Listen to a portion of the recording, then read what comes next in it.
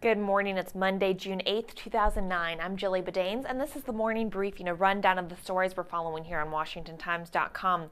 North Korea has sentenced 2 U.S. journalists to 12 years of hard labor. The White House says the United States will engage all possible channels to secure the release of the 2 women who were reporting for Current TV.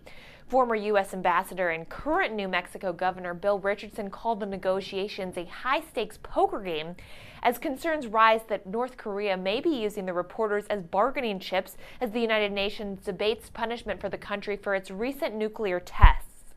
And elections in Lebanon over the weekend ended with big wins for the pro-Western coalition, leaving Hezbollah with a minority of seats in parliament. The results are a win for President Obama following his speech to the Muslim world in Cairo last week.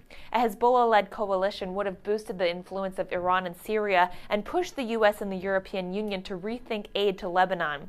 Meanwhile, elections in Europe resulted in big wins for the center-right parties for the EU Parliament.